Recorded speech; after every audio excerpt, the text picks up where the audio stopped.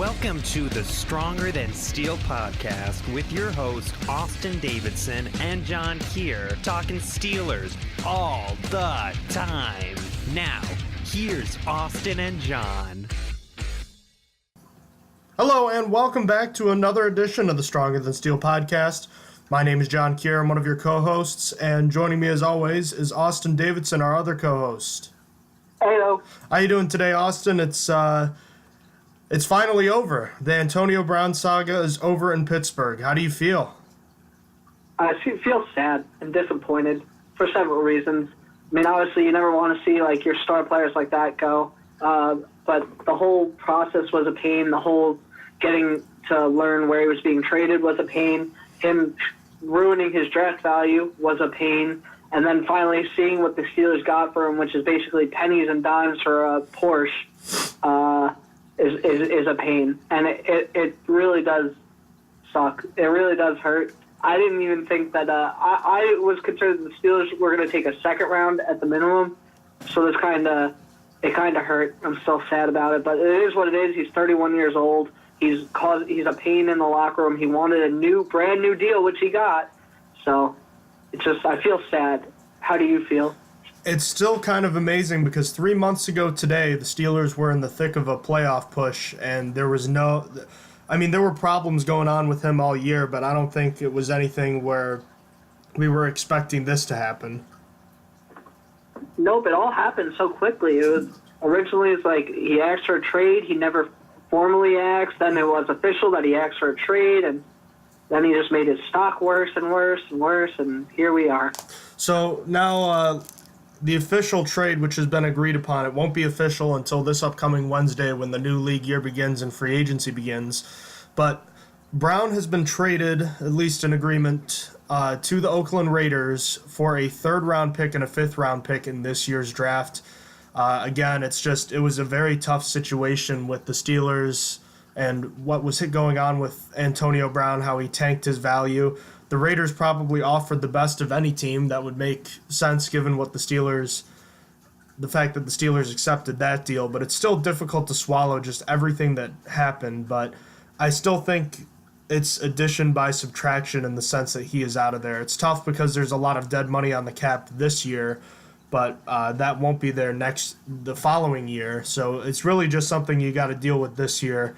And the Steelers luckily have some space to absorb it this year, but I think it's still disappointing you weren't able to get more considering how valuable he's been and how much production he's had. But I guess you got to cut your losses at some point. And I just think about it as it's really just a shame because I see people talking about how the Steelers should have come down harder on him or they should have controlled him better. I don't like that narrative just because if the Steelers came down harder on him, I just think that would have expedited this process. And I think in hindsight, it's easy to say a lot of things, but I don't know what you do differently if you're the Steelers.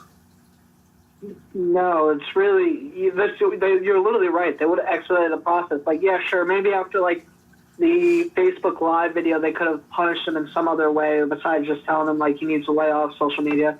But that was in the midst of the playoff run as well. So they really had their hands tied. And sure, they could have suspended him for something he did that he got in the news for from the team, a team suspension. I'm trying to say.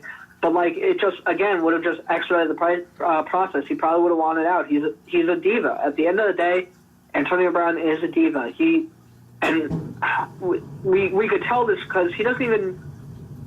We could tell that he is a big diva because he made this whole big rant about how he doesn't need money, how he could retire, which hurt his draft value. But apparently he needed to be the top paid wide receiver in the league, and he needed a new deal when he got traded. So that's how you know he's a diva. He makes up lies just so his value is worse. It wasn't even true. He said he's gonna threaten to retire or whatever, and it's just he's just such a diva.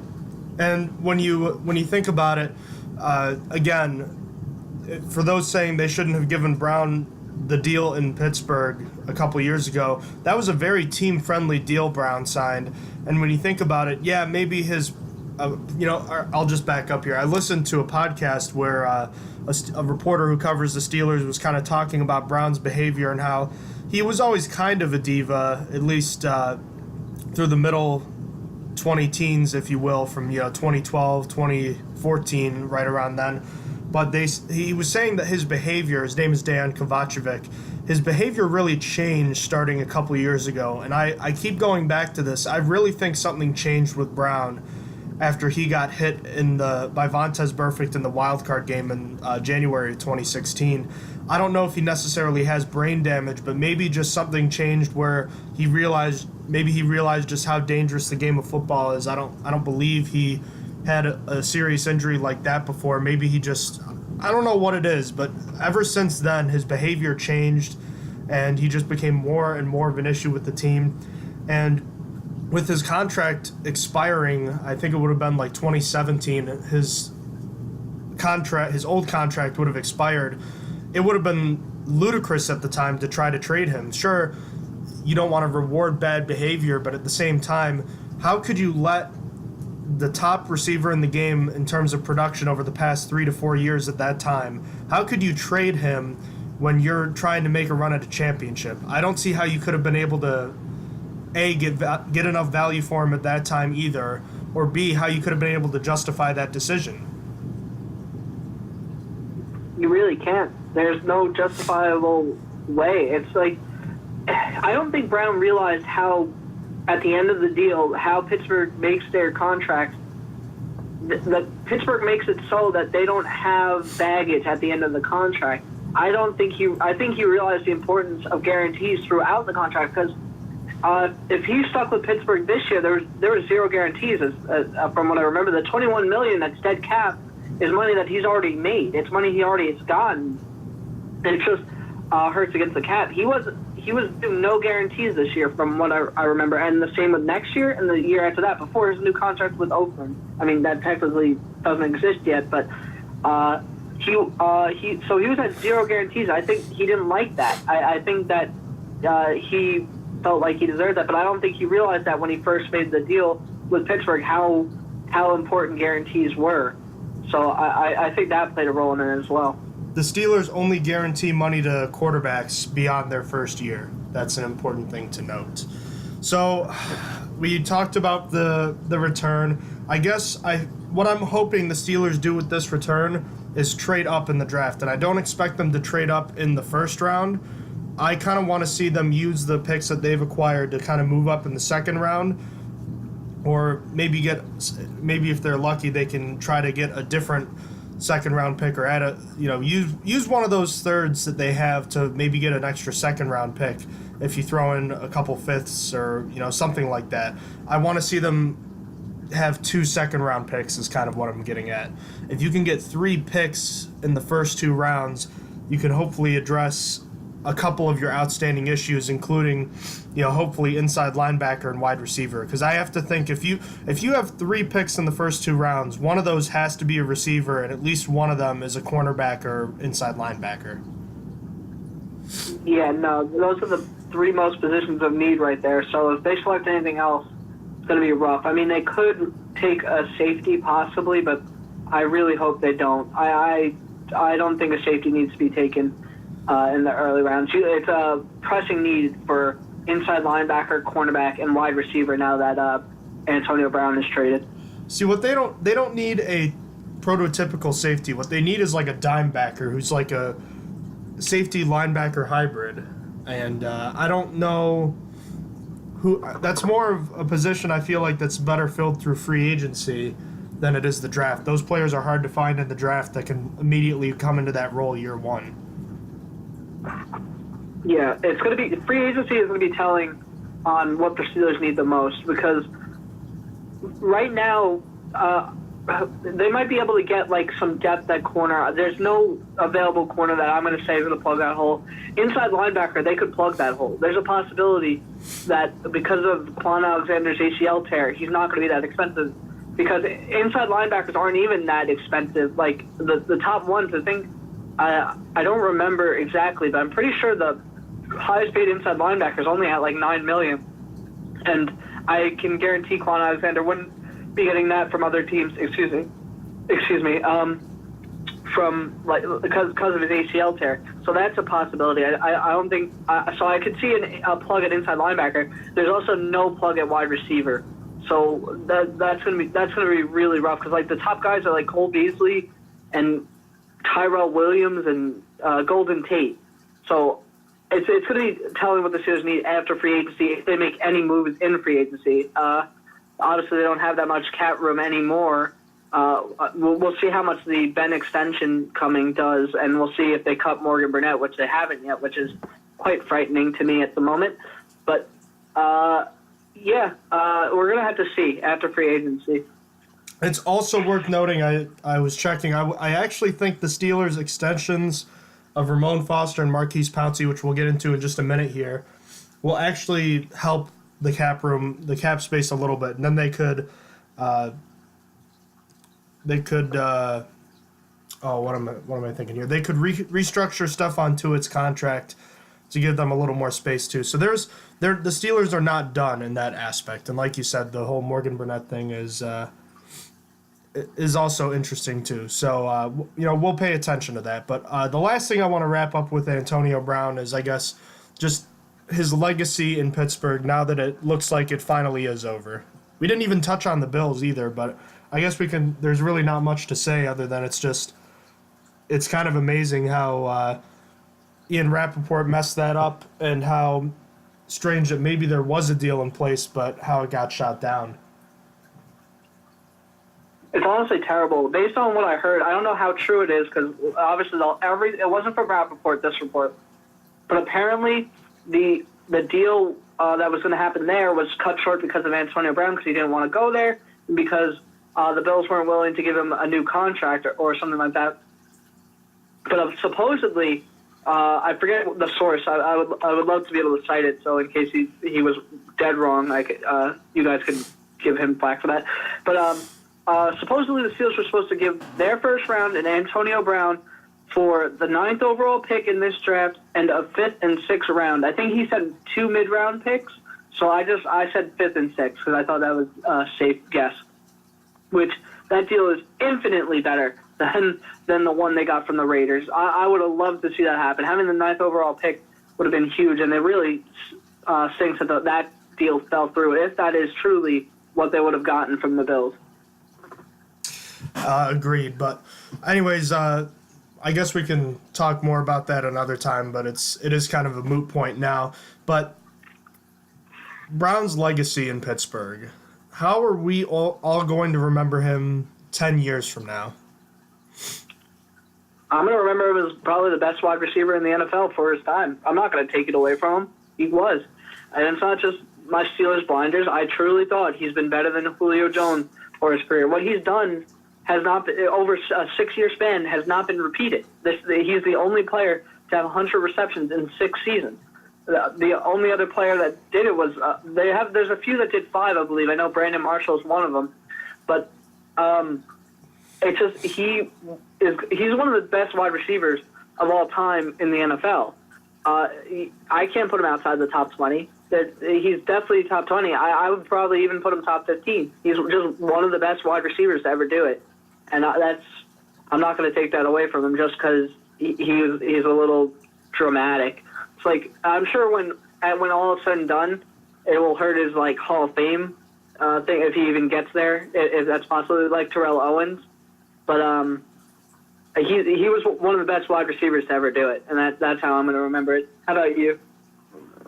I think it's going to be a little different. Now, I think he's going to the Hall of Fame, and I certainly think he'll be deserving of it as far as a production standpoint. But I think just in Pittsburgh, I think as time goes on, he's not going to be looked on as favorably as other wide receivers. He might have been the most dominant receiver to ever play in Pittsburgh for the stretch he played in, and he absolutely was. But I think a lot of it is going to have to do with how he plays with other quarterbacks, i.e. Derek Carr.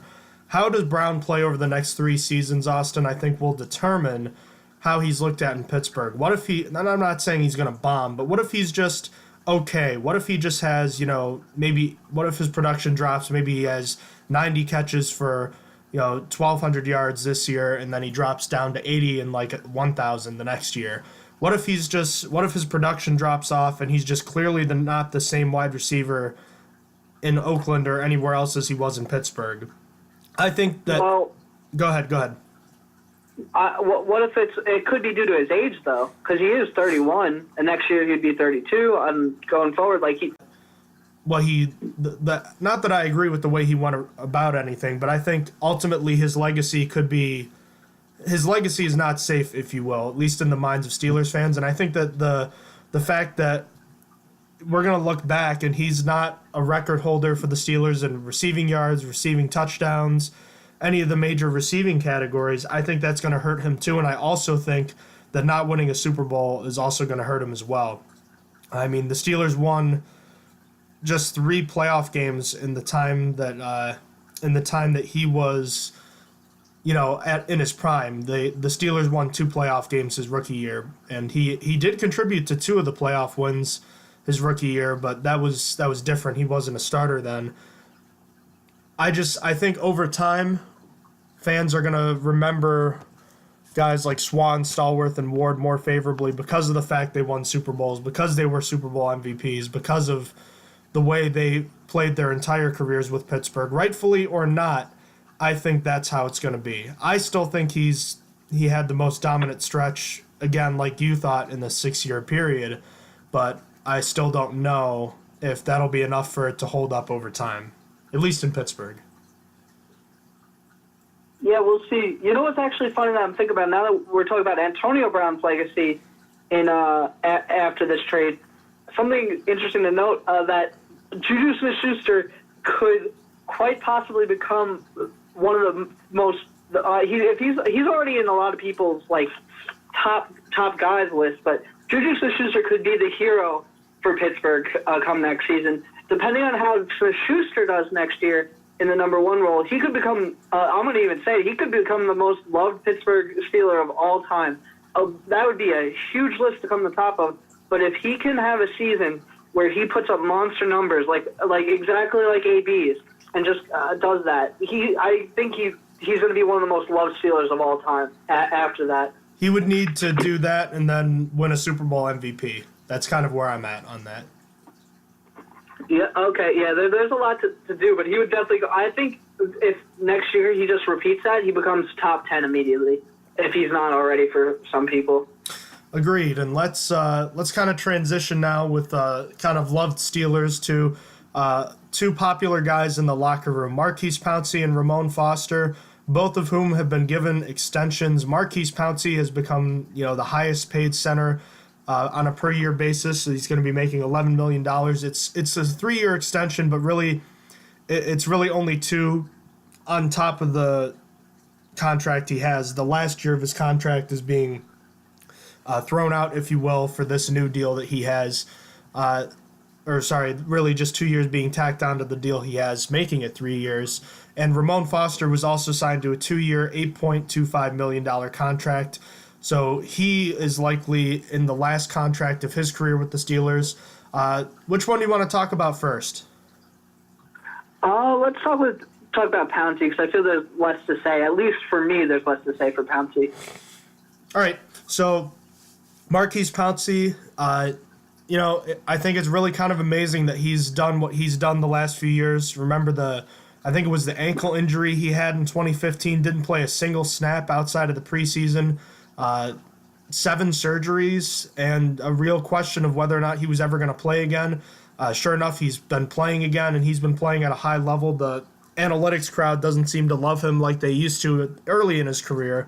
But I think Pouncey's actually kind of underrated now, and I think he's one of the best to do it. And I don't think he's as great as Dermontti Dawson or Mike Webster were before him, but I think he's continued on the tradition of great Steelers centers and could possibly be a Hall of Famer someday. I think this was a big-time move and a nice move to make.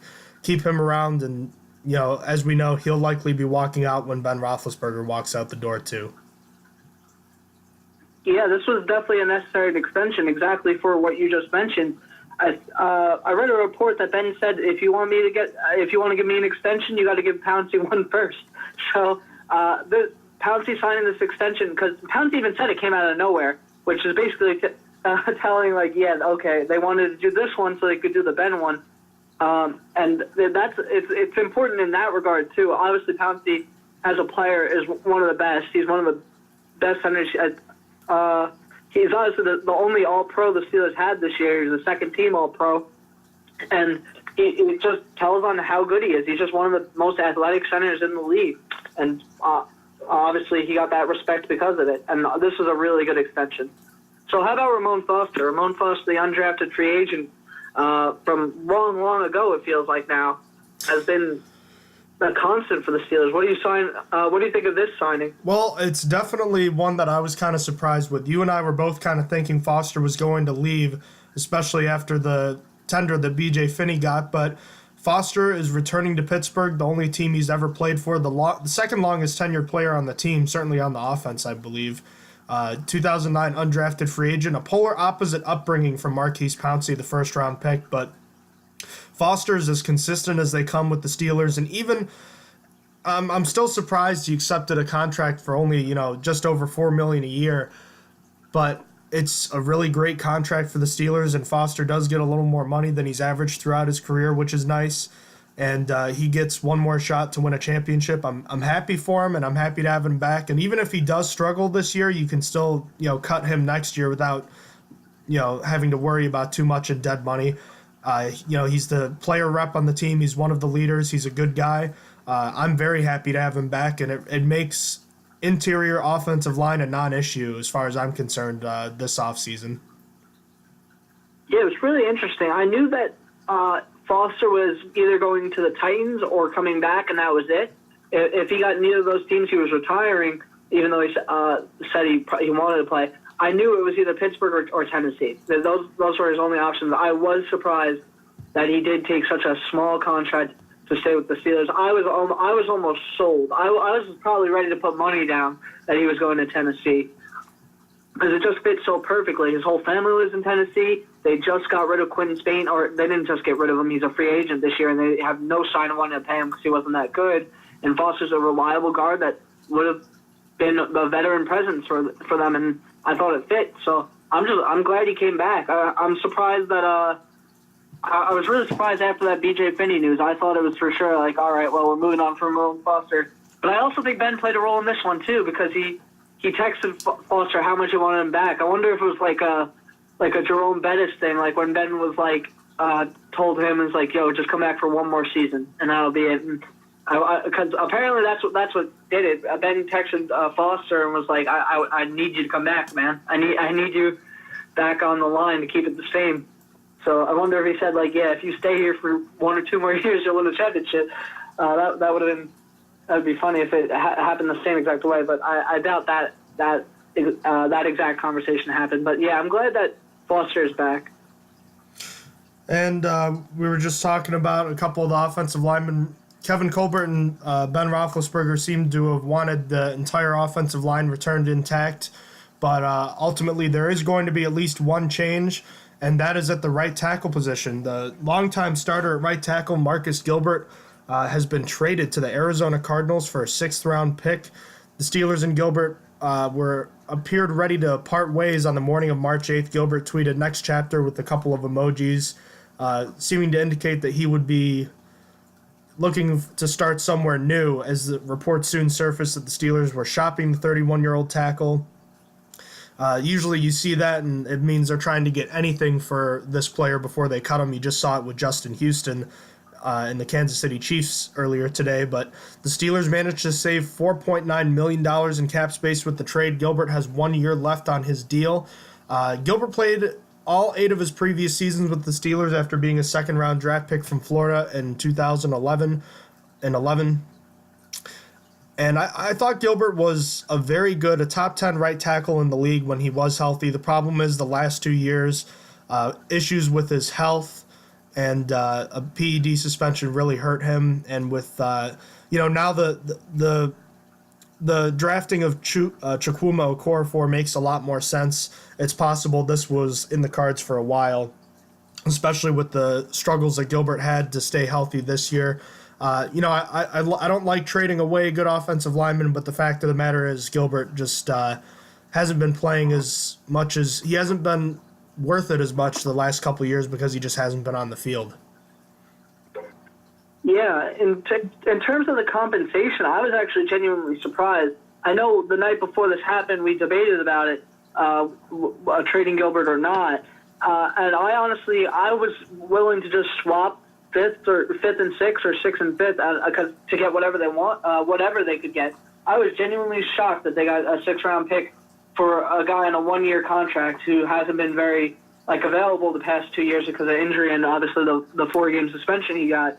But I was genuinely happy about this trade. I didn't think that they were going to get that much, and I thought it made sense for the Steelers because you have Matt Filer, who played most of the season this season and did well in that role. I think he was the starter since week 5 or something like that. It was pretty early on. It was actually whenever the bye week was. It was the week before the bye week because he showed up out of nowhere on the injury report. I remember this, and we're like, oh, well, at least he has the bye week to recover for an extra week after this, and then it never got better. He never came back.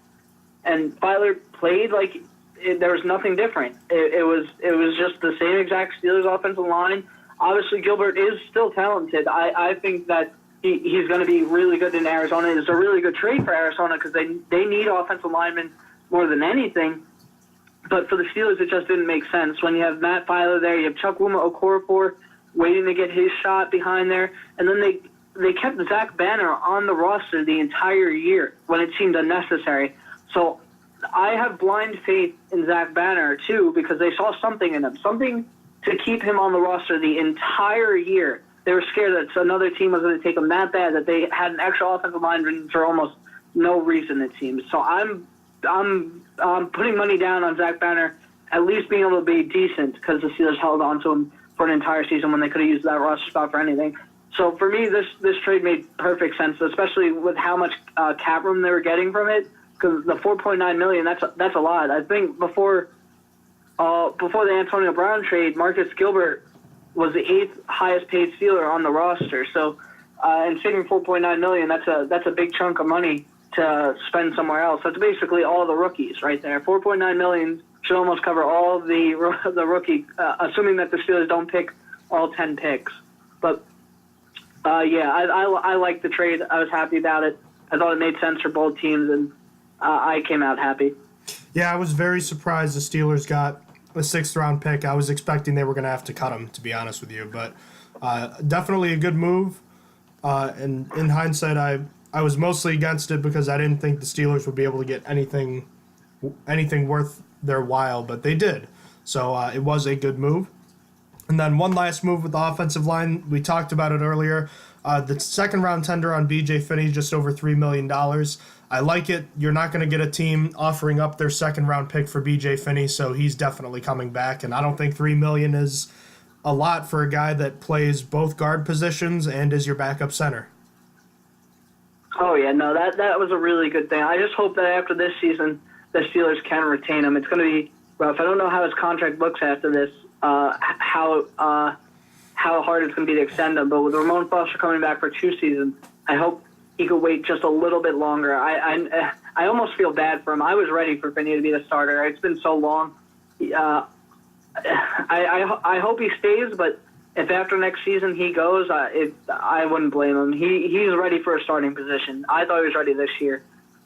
I still don't think he would demand that much on the open market just because he hasn't played many games, and I think the Steelers can afford to maybe pay him not in the amount that they paid Villanueva most recently, but a deal similar where it's not a long-term deal, maybe 2 or 3 years where they pay him more money, but they don't have to break the bank for him. No team should have to break the bank for B.J. Finney, but that could also change depending on how much he plays this year, because as we remember, Chris Hubbard played a lot the last couple of years, especially in 2017, and he parlayed that into a big contract too. So theoretically, Finney could do that as well.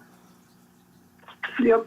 No, I could totally see that happening if he gets a lot of playing time this year.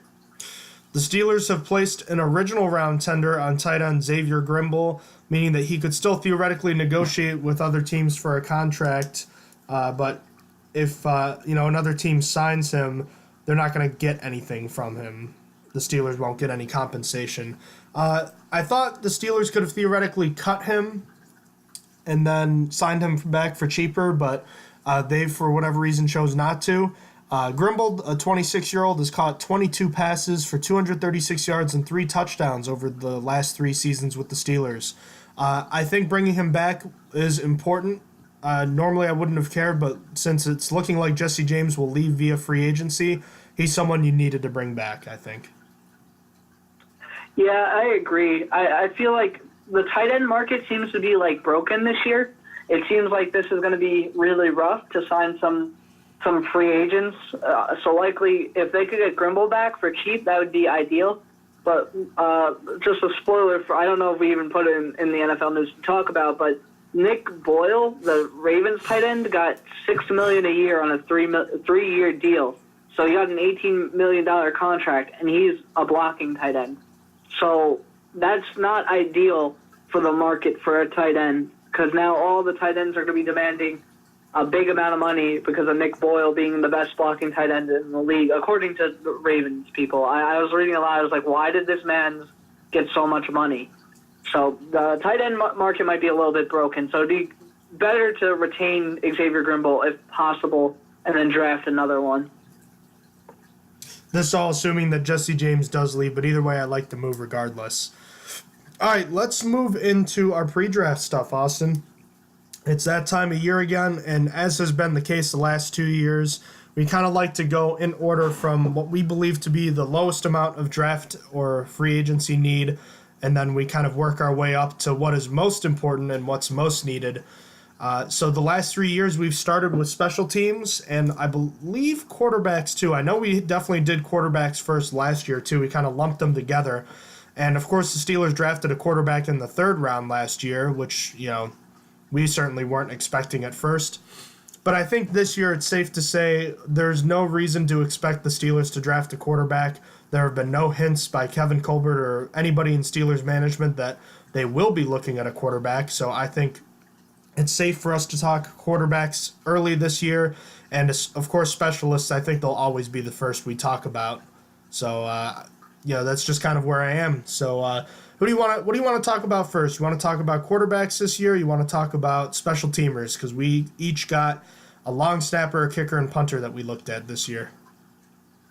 I'm actually willing to start with quarterbacks because I think specialists are more important this year, actually. I believe that with the Steelers having 3 6-round picks now, including the Raiders one and now the Cardinals one, that it is possible that they take the best kicker off the board with one of those 6-round picks. So while on the other side of things, I think quarterback, there's no reason to get a quarterback. There's absolutely none. They have the camp arm. They have their Hall of Fame quarterback that's the starter. They have their backup with a little bit of experience, and they have the future quarterback on the roster. There's no other quarterback you need if you have all 4 of those already going into the season. I mean, sure, you could switch out your camp arm for fun after the season starts if he's not, I don't know, if you don't feel like it, if you want to try another quarterback for it.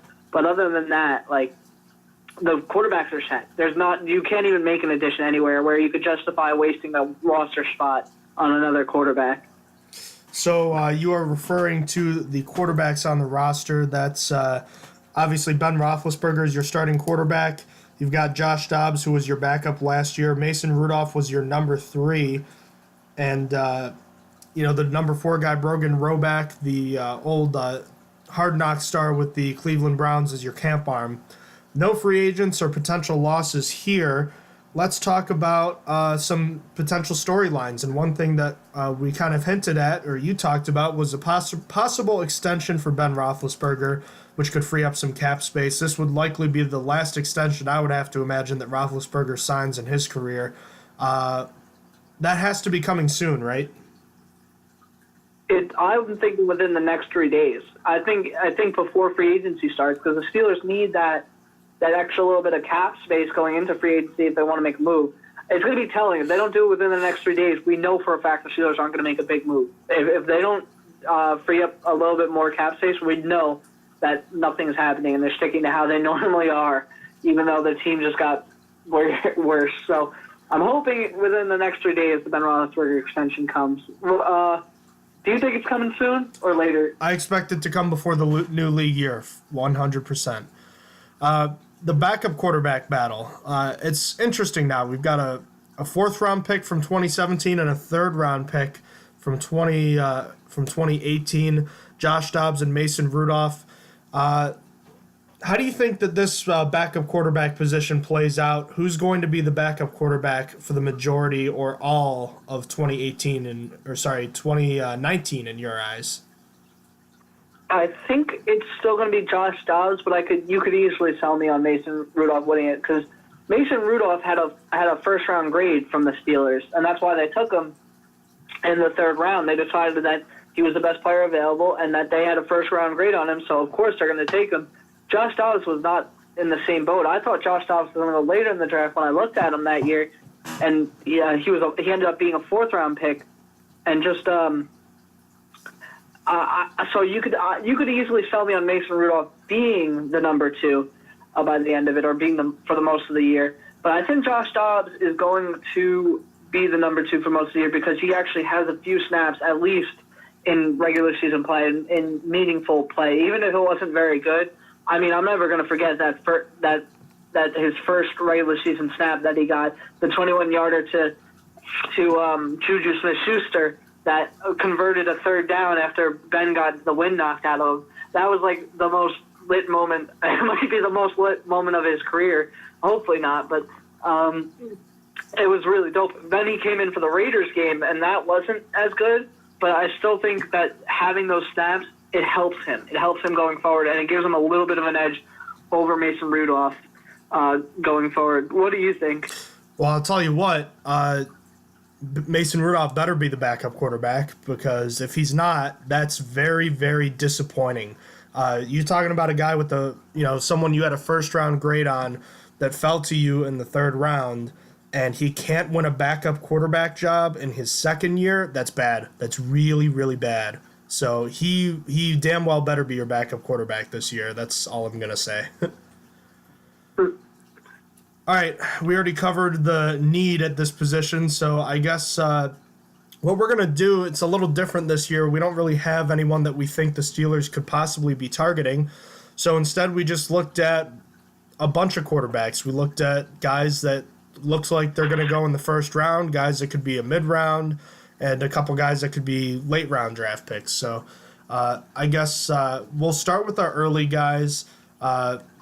There's 2 quarterbacks that are really earning first-round grades or early first-round grades, and they are Dwayne Haskins and Kyler Murray. Kyler Murray has been in the conversation for the number 1 overall pick. So why don't we start with him, Austin? Why don't you tell me a little bit about Kyler Murray and kind of how you think he's going to perform, what's good and what's bad about what he did at Texas A&M, and kind of how he might project to the NFL level? Sure. Obviously, Kyler Murray is not obviously, but he's 5'10", 207 pounds. Apparently, this is pending another test. Apparently, his measurements were stretched. So we're going to see it at his pro day at Oklahoma again. They're going to redo it. So for now, it's 5'10", 207 pounds, what was reported. So as everyone knows with Murray by now, he was drafted by the Oakland Raiders with their 9th overall pick in the MLB's amateur draft. However, Murray has sworn to committing to football, and top teams seem very interested thus far. Coming out of high school, Murray was a 5-star recruit, winning all 43 of the games he played in, and ended up going to Texas A&M. His first and only season with the Aggies, he played in 8 games, making 3 starts with a 59.5 completion percentage, 686 yards, 5 touchdowns, and 7 interceptions. After the season, he decided to leave Texas A&M and go to Oklahoma, where he sat out that 2016 season as a redshirt. But then in 2017, he backed up Baker Mayfield, but still played in 7 games and started 1, and ended the season with an 85.7 completion percentage, 359 yards, 3 touchdowns, and no interceptions. This past season, with Baker Mayfield gone, drafted by the Cleveland Browns, he got to be the full-time starter, playing in all 14 games and starting 13, only not starting against Baylor due to being late to practice that week and suffering the punishment. But following in Baker's footsteps, Kyler won the Heisman last year with a passing efficiency of 199.2, 4,361 passing yards, 42 passing touchdowns, only 7 interceptions, 1,001 yards rushing, and 12 rushing touchdowns. Along with being named the Heisman winner, he was named first-team Associated Press All-American and Player of the Year, Davey O'Brien Award winner, Big 12 Offensive Player of the Year, and was a finalist for the Maxwell Award. Now he enters the draft as possibly the first player coming off the board. So that was essentially the overview of Kyler Murray. So let's get into how he actually plays. I'll start with the good stuff. Really, Murray is quite the athlete. From his highlights, you could just see how much of a dual threat he is. It's not even just his speed either, which we saw plenty of. He's got such a good elusiveness, being described as the most elusive pocket target rushers will ever see. And when he's in open field, forget about it. He looks like a running back, slipping tackles and outrunning the opponents. It's not just his legs like I thought of Lamar Jackson last year either. He's got some serious arm talent. With his experience as an outfielder in baseball, he's got some deep throw talent. Even when he's on the run, he's shown to have made accurate back-breaking throws. I don't believe he has the biggest arm in the draft, but it sure looks like it when watching his tape, because he can really make the ball fly into tight windows and such with such a quick release. I also like his clutchness too, and while you can't really quantify that, he never seems to be overwhelmed and actually looks to get better when the pressure is on. Now, his endurance and stamina are really good too, as he never slows down through the game and really capitalizes on defense slowing down towards the end of games. Last couple things on Murray. He has shown to have above average in accuracy, putting good touch on his balls, and also has been good at not just going for his primary target, but going through his progressions first. Now let's get with what's bad. I'm going to start with the things that he can't change. The first thing is that he is short and has a small frame, and this has led scouts to question his durability when combined with how he plays. Also, it could be a challenge for him to both see and throw over defenders at an NFL level. Then the other thing is that he only got one real season as a starter before that final season. He had only 8 touchdowns to 7 interceptions. But I mentioned how he plays is going to hurt his durability, or that's what scouts think. And he really needs to learn to slide a bit more once he gets to the NFL level. He's a little too willing to take hits right now and won't survive long in the NFL if he keeps it up. Now, when it comes to throwing, he defaults to low arm angle throws when it's not necessary. He has shown some mechanical inconsistencies that have caused him to overthrow his targets at times. He's also way too willing to throw into double coverage, and he's going to have to show he can time routes in the middle of the field right as he didn't really show that in college. The last thing I will say is that he needs to work on controlling his eyes and not staring down his target. He does do that a little bit. But the bottom line is that Murray is athletically gifted, that's for sure. His style of play and size has drawn comparisons to Russell Wilson from scouts, and I agree, except I think Murray is actually faster. Before I really got into looking to Murray, I thought I was going to be looking at another Lamar Jackson, but after looking at his tape, I actually think Murray will be a good NFL quarterback. Because his tape isn't just him using his leg like we saw with Lamar Jackson. I saw a great arm as well as accuracy to go along with his legs. Sure, he still has some issues, and scouts are always going to be questioning short quarterbacks, but Murray should be drafted within the top 10. He could even go pick one to the Cardinals, as it's been theorized. But, yeah, that's Kyler Murray. Let's hear about Dwayne Haskins now. Actually, I got a couple questions about Murray for you. I've heard a lot about him being a timing and rhythm throwing quarterback, kind of similar to what we saw at least with some of these newer quarterbacks that we see coming out. Are you concerned at all about, I guess the concern with his height? How much would that bother you? Are you really worried if you're a scout about his height? Because I mean, everyone talks about it, but is it something that's being made too big of a deal? Yeah, I'm unbothered by it. I'm completely unbothered by a short quarterback. Russell Wilson and Drew Brees, despite being short, or shorter, I guess, have made wonderful careers. They're both Super Bowl winning quarterbacks, and they're both really good. And so an interesting stat that I saw, I'm going to probably misquote it because I saw it a very long time ago when talking about Kyler Murray, is that in the NFL this season, the three quarterbacks with the most passes that got knocked away at the line of scrimmage were all over 6'2". I know Kirk Cousins was the top one, And then after that, I can't really remember. But all the quarterbacks that had the top 3 passes batted were all tall. And so, like, it's not being short doesn't mean your passes are going to be bad at the line or you're going to struggle. And it's not a good identifier. I think it's way overplayed. I really didn't even consider it a negative. I just wrote it because I saw a lot of people saying it. I didn't write it as a true negative. I basically wrote because it can be considered negative if you want it to be. Okay, so who does he project more likely to be? Is he more like Russell Wilson or Drew Brees? Because I know you're talking about those two guys as being guys that have had a lot of success, but do you think there's a chance that those guys could be the exceptions to the rule and not a new trend? Because those are two guys in 40 plus years of guys that are mostly tall quarterbacks having success, not shorter. Yeah, but I feel like there's a long list of tall quarterbacks that have also failed as well that we just don't remember. In terms of who he's closer to, 100% Russell Wilson. Because Kyler Murray is actually, like, mobile. I wouldn't consider Drew Brees anywhere close to mobile, at least now and in his older age. He's much closer to Russell Wilson coming out, where at the NFL level he's going to be running around a little bit and escaping the pocket and being elusive like Russell Wilson was. But I feel like I would have to look it up, but I feel like there's more short quarterbacks that I can't like remember. And Kyler Murray, we say short, he's 5'10". It's not like it's terrible, but I'm going to say that Russell Wilson and Drew Brees aren't just outliers. I just think that teams gravitate toward taller quarterbacks. It ranks them higher, and they end up starting first, but they get run through more quickly than the short quarterbacks because tall quarterbacks are considered better for whatever reason.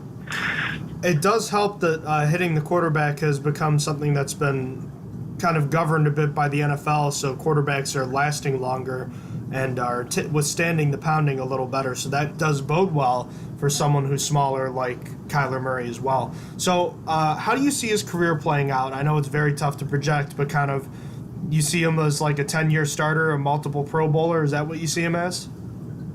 I do think. I think he is going to get at least 2 Pro Bowls in his career.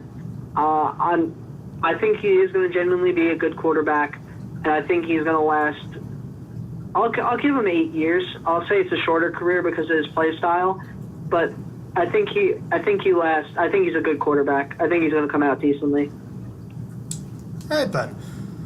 All right, let's shift to my early round guy, Dwayne Haskins, the other early quarterback with the round one, or mid to early round one projection.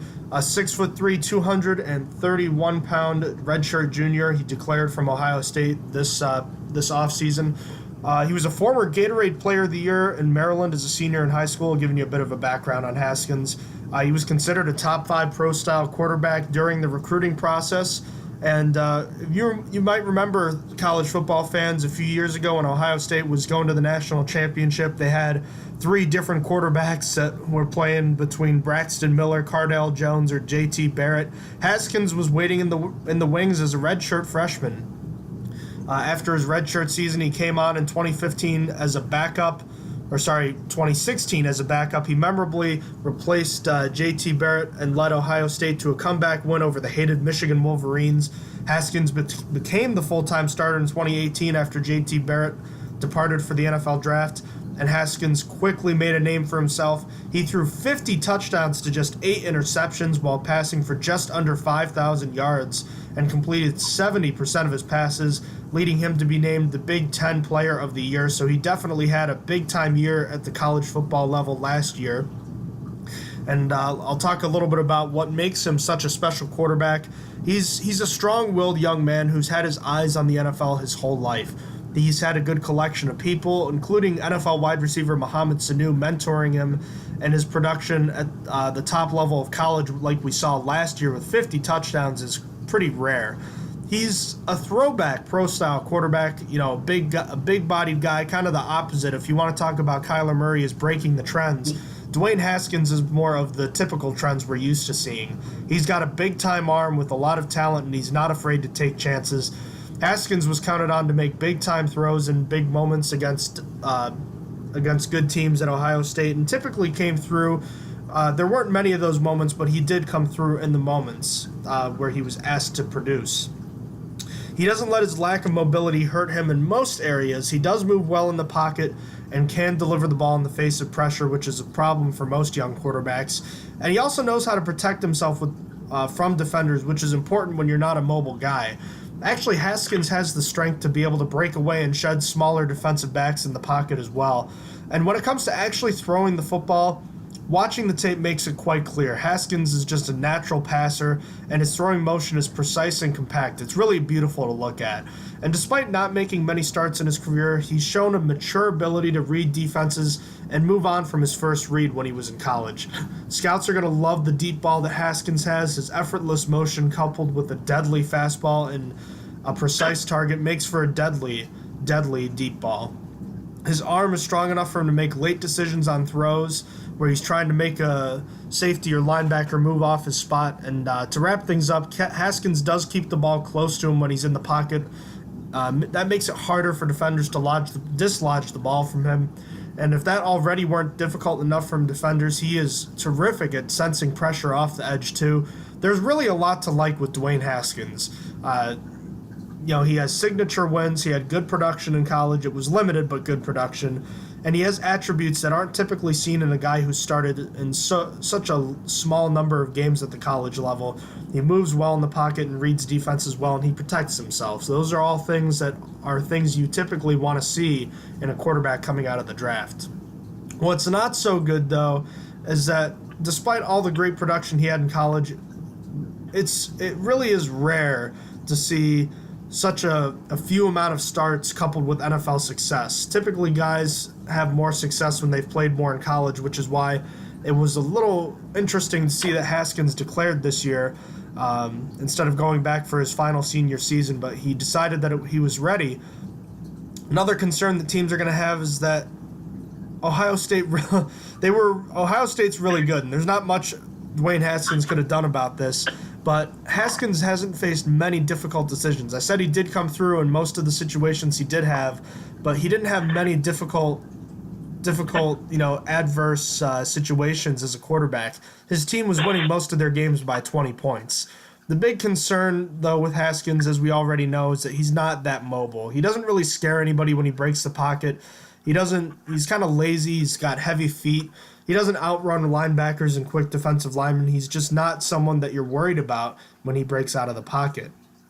And as a passer, he still has some technique issues, as you might expect from a young quarterback. He opens up a little too often with his lower body, and that leads to some overthrown passes. It'll sail on him a little bit. He struggles with zone coverage, and particularly with linebackers. We've seen Ben Roethlisberger struggle with this in the cover 2 scheme. He doesn't ignore them, but he doesn't consider them to be as dangerous as he probably should. He'll force the ball into the middle more often than he should. And rookie quarterbacks, as we know, will find trouble in the middle of the field in the NFL.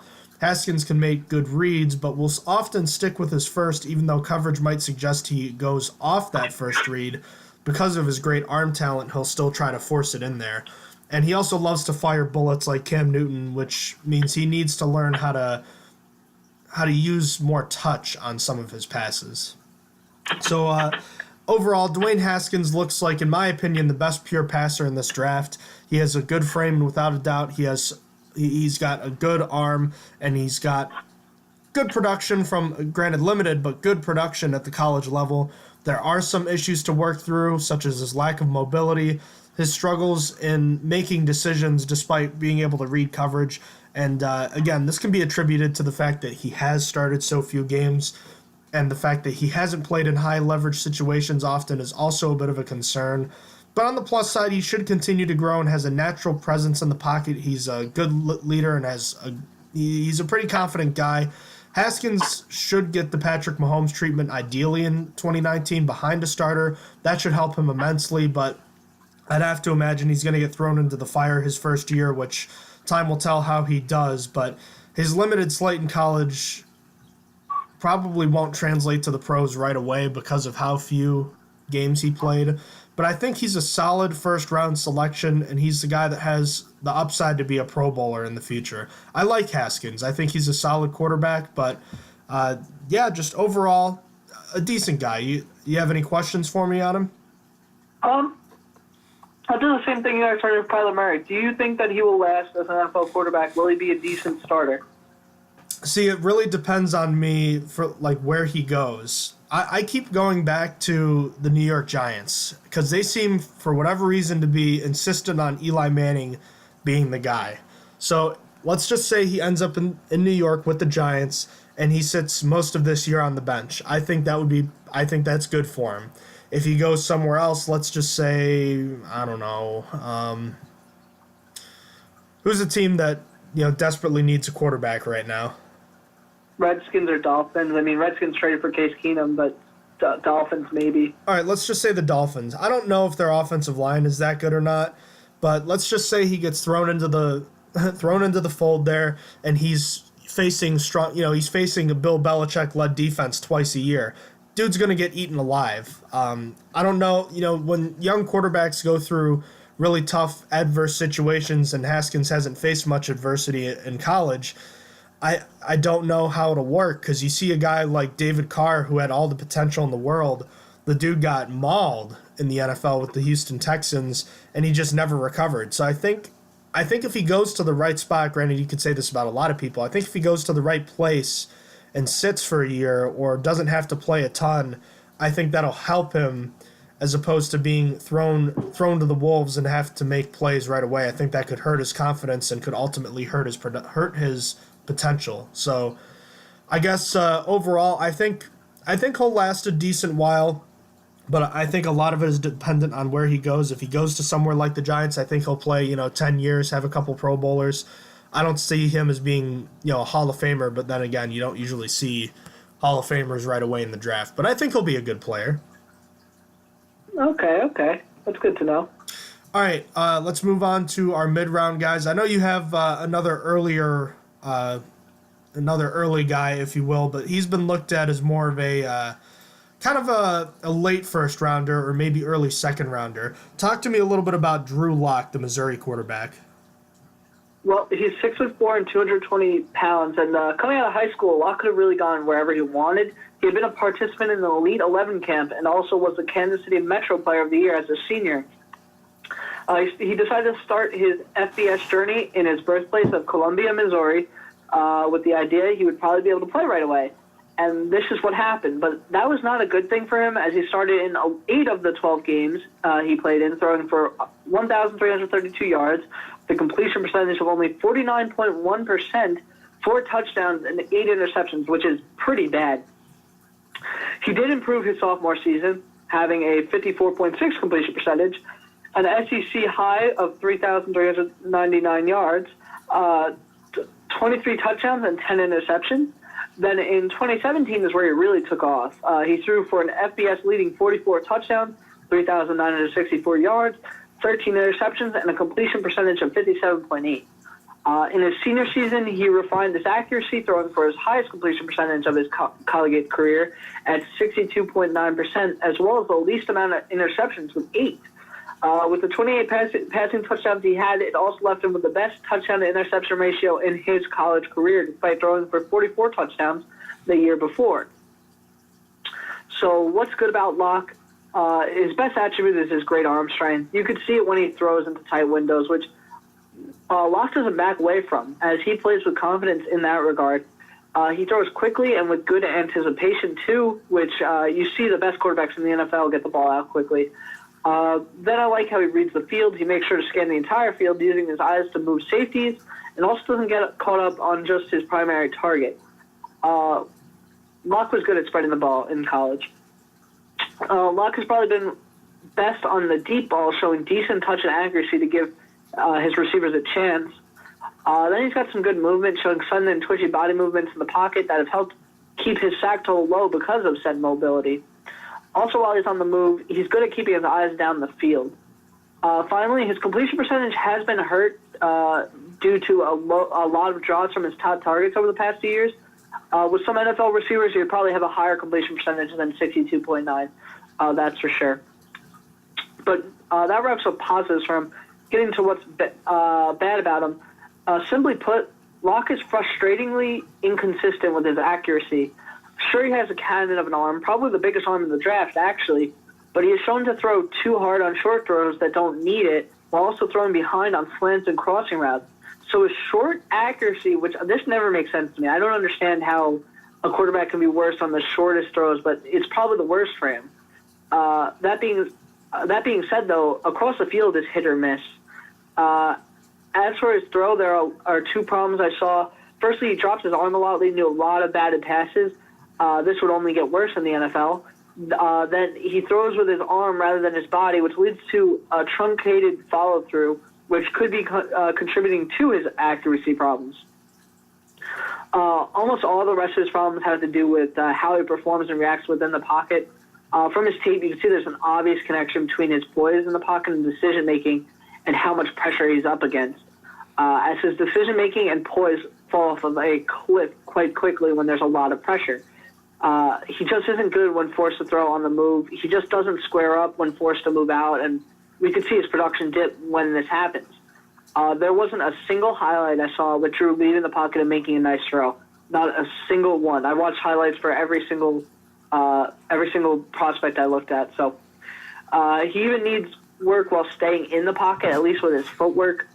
Then the final thing I have to say about him is that he hasn't been able to perform against the top dogs. He has killed teams like UConn and such, but when it comes to the SEC, he threw 14 touchdowns and 7 interceptions in 2018, which are pedestrian numbers. So Locke has a cannon of an arm, and it has teams like the Denver Broncos interested in him. I just think his accuracy is a huge problem. And while scouts compare Locke to Matthew Stafford, I unfortunately see a lot of Blake Bortles. My friend said Jay Cutler. I think that works too. And John suggested a worse Josh Allen, and that also works very well. I wasn't even thinking that, but I think a worse Josh Allen is probably the best comparison. But still, though, Locke is likely going to be a top 20 pick in this year's draft because he has a lot of upside. He has a big arm, like I said. I could see him possibly being taken by the Redskins or Dolphins, but the Broncos seem really in on him. They seem like they want him, so he could even go in the top 10. It's a possibility. I think it would be a mistake, but that's that. But yeah, that was my technically like 1B. I did another early round. Let's hear about your second guy. I got one question for you, though. I compared him to Josh Allen because of the comparisons as far as, the struggles with short accuracy, the struggles again with the completion percentage, and the struggles against better competition. And I guess my question to you is, I know you don't like him as much as, national guys seem to like him. Similar to how I was just talking about with Dwayne Haskins, do you think that if he sits on the bench and plays behind Joe Flacco for a year, do you think that'll help him, or do you think that it doesn't really matter? That's a good question. I want to say no. I feel like whatever he's going to come out the gate the same as if he sat for a year. I don't see, because he doesn't have a lot of like those issues that, I don't know. Maybe his accuracy can be fixed up in a year. Maybe after getting tips from like a veteran quarterback like Joe Flacco, who's been decently accurate through his career.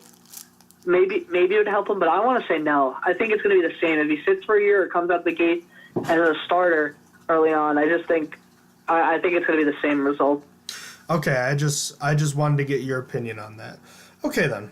I'll move on to my mid-round guy, and that is, of course, the West Virginia product, Will Grier. So Grier was kind of thought to be an early round guy most of this college football season, but has slipped to the middle round. So I'll talk a little bit about Grier. For those who don't know him, he was a highly recruited quarterback coming out of high school. His father was a former backup at Eastern, I believe it was East Carolina. Grier had crazy numbers his senior season of high school. He led the entire nation in high school with 77 touchdowns. That's insanity. He had just under 5,000 yards and also ran for 1,200 yards and 13 touchdowns. Grier originally committed to the University of Florida, redshirted in 2014, started the 2015 season on fire. He started in 5 of their first 6 games, and Florida was undefeated in the games he started. He threw for over 1,200 yards, 10 touchdowns, and 3 picks. But he was suspended for a whole year after testing positive for a banned performance-enhancing substance. Greer was reinstated midway through the 2016 season, but didn't play at all that year, feeling as though the coaches had given up on him. A frustrated Greer decided to transfer to West Virginia, and that decision paid off handsomely. He earned all Big 12 honors in 2017. He threw 34 touchdowns, 3,490 passing yards, but he was fifth in the FBS with 317 yards per game. Most of his senior season, Greer was in the thick of the Heisman race. Didn't win, but still had a pretty good year. He started 11 games, threw for 3,864 yards, threw 37 touchdowns, and completed two-thirds of his passes. But he did draw ire from a lot of national pundits when he skipped West Virginia's bowl game to prepare for the draft. He finished the 2018 season well enough to earn second all Big 12 honors. Do you remember when he skipped the bowl game, though, and how upset a lot of people got? Yep. Yeah, I remember. It was a big deal. People get really upset at players now for skipping the bowl game to get ready for the draft. They did the same for Nick Bosa. What were your thoughts on it? I think that if you're not being paid by the NCAA for your own name, that you should be allowed to skip whatever you want. If you're getting ready to go to the NFL, you need to do everything in your power to get paid, because NFL careers are short. Your time in the NFL is going to be short. The NCAA does not pay you at all. So I support it. I support not adding a possibility of getting hurt. I think that players should do this because the NCAA is messed up, man. All right, let's move into kind of the pros for Will Greer. He's a fiery guy, and he's known throughout his locker room as a collected and a strong leader. He's an aggressive passer. He loves to attack defenses down the field, and unlike Dwayne Haskins, Greer has faced high-leverage situations during his collegiate career, and he's come through in the clutch, including games against Texas and Oklahoma, big-time Big 12 rivals with West Virginia. Greer has had an advantage that many quarterbacks don't have at this stage of their career. He's done a really good job in reading defenses pre-snap, and he's really advanced in this area, at least in the scheme he played in. He was able to consistently create a plan of attack, or change plays at the line of scrimmage while at West Virginia. Furthermore, Greer had the ability to actively go through all of his progressions. That's a trait that's usually one of the last things that quarterbacks develop consistently. Greer had the ability to manipulate safeties with his eyes and keeping them frozen for that extra split second he needed to deliver the ball. Greer's a confident, gunslinging type of thrower. He's an accurate passer in the middle of the field, particularly up the seam of the zone. And intermediate and short throws are just throws that he lives on. He rarely misses the standard throws that you were talking about with Drew Lock. The throws he misses, Will Greer makes with ease. And due to his advanced pre-snap ability, Greer will recognize coverage breakdowns quickly and will automatically attack it with the solid pump fake that he uses to his advantage. Greer also climbs the pocket and steps into his throws, and he has a great feel for timing routes and placement on fade routes. Unfortunately, the big thing with Will Greer is that his arm just isn't as talented as the rest of the quarterbacks in this draft. The issue is really compounded when he has an elongated release. Think of Byron Leftwich and how long it took for him to get rid of the ball. That really makes it easier for defensive backs to break on the ball quickly. That elongated release doesn't translate to a strong fastball either. And he also doesn't really use his lower body when trying to drive strength into the football. So you think about it, possibly that could change in the future. He could get a little bit of a stronger arm, but it's just really not that. It's not that it's lacking talent. It's just an average arm. And when you couple that with the fact that Will Greer is more of a gunslinging type of quarterback, that doesn't really translate well to the NFL. And furthermore, Will Greer gets lazy with his feet. Sometimes he won't set his feet when he doesn't have a reason to not set his feet, so he'll throw off balance for no reason, and he struggles with pressure in his face. His mechanics get all out of whack when he's under pressure, and he takes sacks that he shouldn't take. And he's not very mobile, at least not when trying to escape the pocket. He doesn't do a good job of navigating the traffic in the pocket, and again, he'll take sacks because of that, especially in bad situations like on fourth downs. Another concerning trend was turnovers with Greer. His interception total wasn't high, but he threw too many of his interceptions in the red zone. This isn't the only problem, though. Greer tends to have the ball loose from his body when he's scrambling and fumbled way too often when he did scramble. So I guess just bottom line when talking about Will Greer, he's interesting because he excels in some areas more so than other quarterbacks in mature aspects. He's a good leader, and he reads the defense well. He can manipulate the defense, but the big question for scouts to answer here, how much of his success was tied into the scheme at West Virginia, or how much did he help the scheme? That's the question that's going to be answered throughout his NFL career. But we'll see. For now, Grier's just a guy many NFL teams would love to have in the locker room. He's a fiery guy. He's a natural leader. But his lack of arm talent and desire to make the big deep pass play with an average arm, again, just doesn't translate to the NFL. It's going to lead to him getting picked off a lot by NFL defenses if he doesn't adjust. But if he can adjust, I think he'll have a pretty solid NFL career. He's a decent anticipatory passer, and he can win from the pocket, and he can use his mind. He's a smart player. His leadership and accuracy in the short and intermediate range will help him, but again, I don't know how far that average arm talent will take you. I think he could be a starter someday, but I just don't see him being an elite guy. Do you think he has more room on his frame to add more muscle, maybe improve his arm strength, or do you think his frame is already maxed out? I think he could add a little more weight. Usually you see these college guys add a little more weight, or maybe he could drop weight. The problem is, again, his arm is just not talented enough, and I think he can help himself a little bit with how he uses his lower body. Again, a lot of the power comes from your lower body, and if you're not maxing that out, you're not doing yourself many favors. But I don't know how much more or how much better it can really get.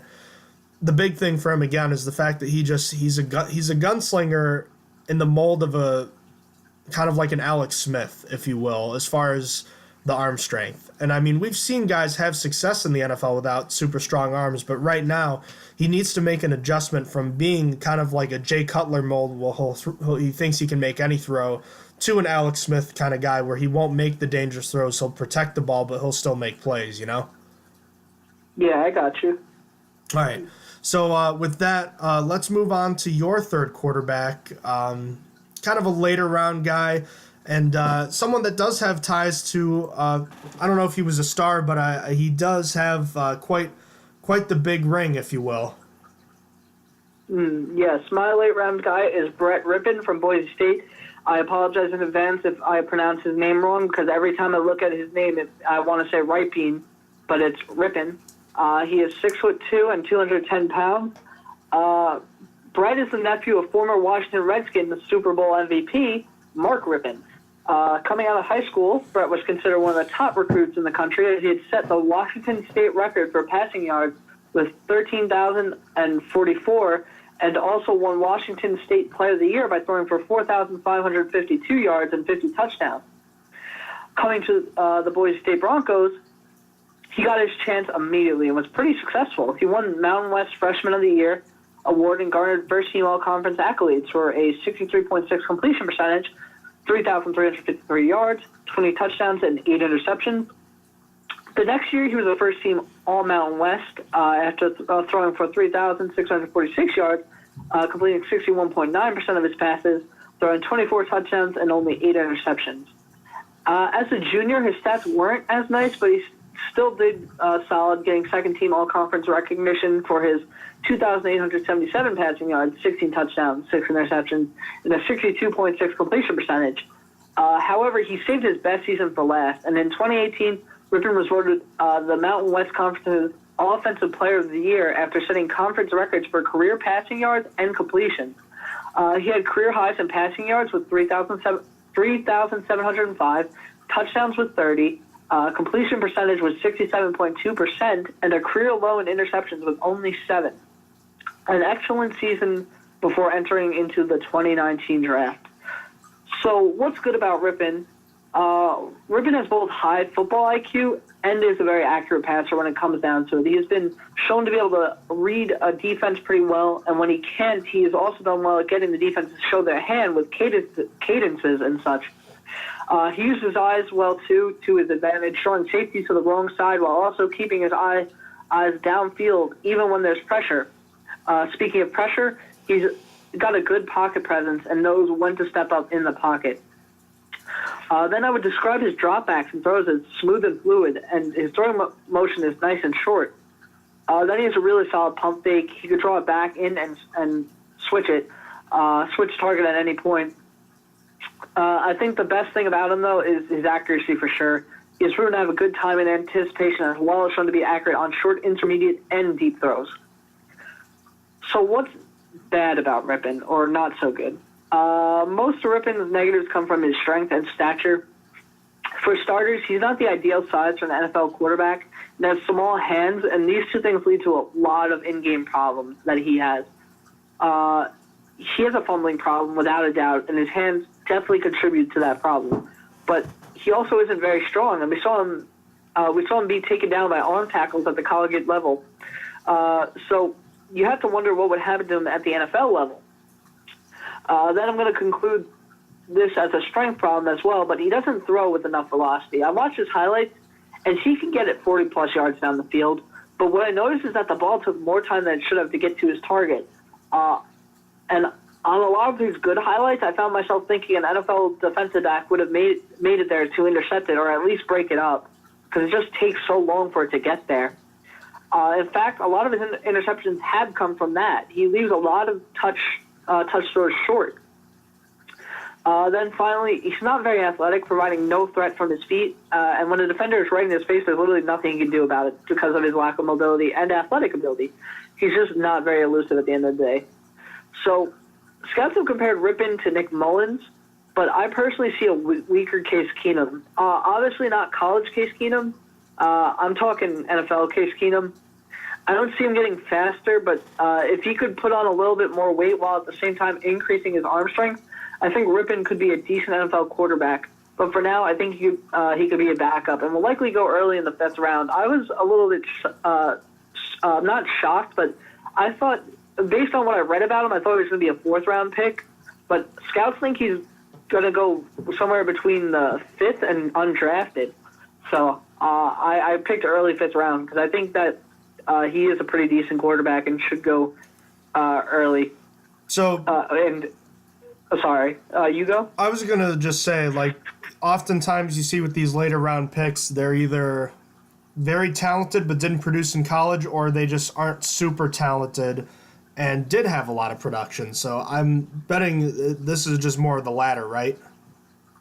Yeah, I think because he's got a lot of production in college. He did decent. He was obviously the Offensive Player of the Year this just past season that he's coming out on.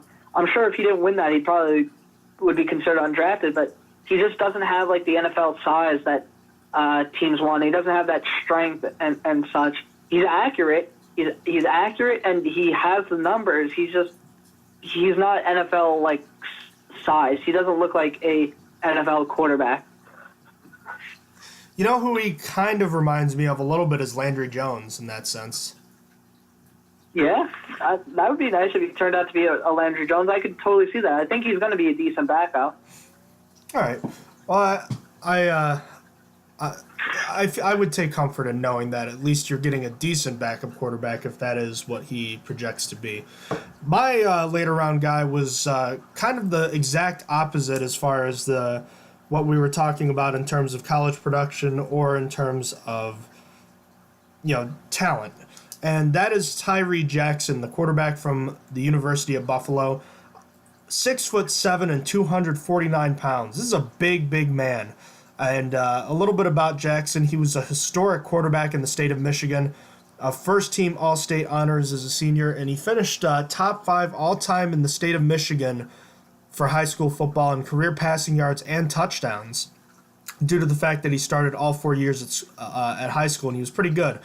He moved on to the University of Buffalo and played quarterback. He redshirted in 2015 and became a starter his second year in 2016. He started in 9 of the 10 games he played in that year, threw for 1,772 yards, 9 touchdowns, and 9 interceptions. He only completed 53% of his passes, though. He did run for 399 yards on a 4.0 yards per carry average with 5 touchdowns.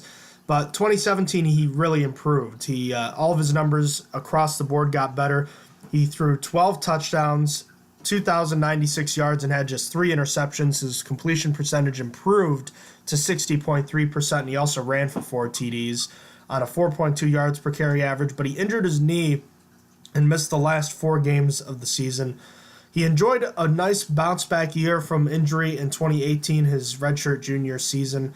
He threw for 28 touchdowns and 3,131 yards and was named the MAC Offensive Player of the Year. His completion percentage did drop to 55.3%, and his yards per carry average dropped to 2.9 yards. But a lot of that has to do with the sacks that he took, and he did have 7 rushing touchdowns as well. Jackson was going to try to transfer to a different college, but decided to declare for the draft instead. So it was either moving on to another college or the NFL, and Jackson decided to try to go to the NFL.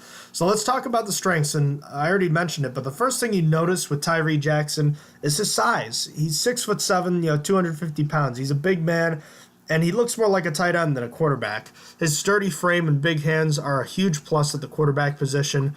He was able to make reads in the pocket and went through his progressions consistently across the field. He's a guy that has really good arm talent, and you couple that with his size, he throws a really mean fastball. In fact, with some wide receiver drills that were being run at the combine, he was a quarterback throwing them the ball. He was actually throwing the ball too hard for some of the receivers to catch it. That big-time velocity helps to overcome a slightly elongated windup and late decisions he might have when throwing the ball. He uses his arm strength to beat tight coverage, and he has the deep ball to take advantage of poor safeties in coverage, and has a nice little shoulder shake and kind of uses his eyes to manipulate safeties and linebackers in coverage. And despite being so big for a quarterback, he's not like other guys in his mold in the fact that he's athletic. He's kind of he's a deceptively fast quarterback, and he's not like Nick Foles and Ryan Mallett, who are pocket guys only. He does struggle to exit the pocket because there is so much of him to grab onto, but if he gets a couple of strides outside the pocket, he's pretty hard to catch. And NFL analyst Lance Zierlein called him Mahomes-like with off-balance throws when scrambling, and he has good improvisational skills out of the pocket, which is something that's kind of hard to teach. It's just something you're either good at or not, and he's good at it. Unfortunately for Jackson, there's a reason he's a late-round guy, and although he put up nice numbers in 2018, he faded down the stretch. Over the final 9 games of the season, he had 9 interceptions and just 12 touchdowns. His career completion percentage of 55.8% is well below the standard in the NFL today. His footwork in the pocket is just not good enough right now. He kind of lumbers around, doesn't step up into his throws. And similarly to Cam Newton, I've already talked about Cam Newton before, Jackson throws the ball way too hard on short routes and is just wildly inaccurate on intermediate and short passes. He makes the simple routine throws are just harder than they should be with Jackson. He needs to have a better feel on deep balls too. He loves to gun it in there when he should be using touch, or sometimes he'll use more touch on balls where he should be throwing it a little harder. It's also interesting to note that his decision-making is just not as sharp in the red zone as it is between the 20, so he's clearly more tentative when he has to make bigger throws. And when facing pressure, Jackson is far too willing to just throw it up for grabs rather than just throwing it away or taking a sack. Jackson's size also plays against him when he scrambles. He keeps the ball far away from his body, and when you've got a body as big as him, arms as long as he is, as long as his arms are, he's carrying the ball far away, and that's a big target. It's easy for defenders to just rake the ball away from him, so he fumbled a lot in college too. So when you look at Tyree Jackson, he's the prototypical project player at the quarterback position. He's got the size, he's got the frame, he's got the great arm talent, and he has desirable attributes as far as being able to read defenses, being able to manipulate safeties and other guys in coverage, but his struggles on standard and simple throws are something, they can be corrected, but will they is another question. I wouldn't expect him to challenge for the backup or starter role in year 1, but he could in year 2. His inconsistent play coupled with the accuracy issues likely make him a day 3 pick, but I would be shocked if he doesn't get drafted because he's like the ideal take a flyer on this guy. He's a good guy to potentially become, a backup in year 2 and could be a starter if he makes it all the way. It'll be some time before that, though, and I just want to note that if the Alliance of American Football and the NFL partner up, because the NFL had been talking about loaning quarterbacks to the AAF next season, he would be like the perfect quarterback in my mind to look at the AAF level. I think he'd be very entertaining there. I just wanted to get your thoughts on that. Well, I think it would be a good idea. I think it's very interesting, and it really would start the beginning of the AAF being a developmental league if you're literally letting the AAF borrow quarterbacks to make it more exciting, or just to let them develop down there. I think it's an interesting concept, and I like it. I think it really does make sense if the AAF really wants to be supplemental to the NFL. I think it's good. I think it'll help both leagues in some aspect. For the AAF, it'll make it a little bit more popular as guys that were maybe drafted in the later rounds get to immediately get some start. You get to see how they're developing. Meanwhile, the NFL gets to play their man without having to. They get meaningful snaps in an NFL game, in a game setting. I'm sorry, and they get to develop there instead of just having to get it through practice and such. So I would like that. Then as for Jackson, I just wanted to make a comment. He reminds me of a budget Cam Newton, because of his size. It's budget Cam Newton. You think he'd be exciting in the AAF though? Because I think he would be. I think he would be. I think he'd be an exciting addition there. All right. Now that wraps up kind of our quarterback comparison, let's talk a little bit about kind of the guys you looked at. Obviously, we went from kind of high to later round guys, but rank them in terms of bang for your buck. Kind of who's the most value based on where you'd be drafting them. Who do you like the most, and who do you like the least? Kind of rank your three guys. Sure. My number one was Kyler Murray. I think Murray's going to be a good NFL quarterback. I told you. I think he's going to get at least 2 Pro Bowls in his career. I think maybe his style of play might hurt him in the end, but with Russell Wilson has only suffered one injury in his career, and it was a nagging one. It was ankle. I think it was 2 seasons ago now, but that was it. And he's the same type of quarterback, so you never really know. I think Murray's going to be a good NFL quarterback, and I think even though it's going to take a first-round pick and with a top 10 pick, I think Murray is worth it. Now, number 2, I have Brett Rippon. For where he's likely to go, I like giving him a chance. I just think that he is going to be a decent backup, and he's not expected to be a starter or anything. He's just expected to sit there and be average, just sitting behind someone else. That's why he's going to likely go in the 5th round. I mean, scouts have mostly been saying 6th round. I think he's worth a flyer earlier on because I think he's going to last a little bit longer. He's a little bit average in terms of his arm size and his stature, but he played so well that I think that I like him the second best. And that leads me to Drew Lock last. And I think Drew Lock has bust written all over his face. I don't really see it. I don't consider him. I watched his highlights. I was just left not happy. I don't know. I just think he's just the accuracy is the biggest thing for me. You can have a weak arm and be accurate, and I would like you better than if you had a big arm and were inaccurate, because it's going to get you farther with your accuracy. You can always work on arm strength or try to. Accuracy is harder to teach. You can't just teach accuracy. That being said, I mean, strength, sometimes your frame is maxed out and there's nothing you can do. That's why it's not just as easy as that. That's why some quarterbacks with that type of style, where they got they're accurate but they don't have a big arm, that's why they don't succeed. And so it's not easy, but Drew Lock just looks like a bust to me. I don't see a reason why he's going to succeed at the NFL level. He looks like he doesn't really perform that well at the college level against harder opponents, and that also worries me. So I think Drew Lock, for where he could, Drew Lock might be taken by the Denver Broncos. I like with the 9th overall pick, and I'm hoping that they don't. Well, actually, I hope they do, because I don't want the Broncos to take a cornerback, which is their other possibility. But for my friend, I don't like Drew Lock going to them. How do you rank your quarterbacks in terms of bang for your buck? Number 1, I'm going Tyree Jackson, and you take a late round pick on a guy 5th to 7th round.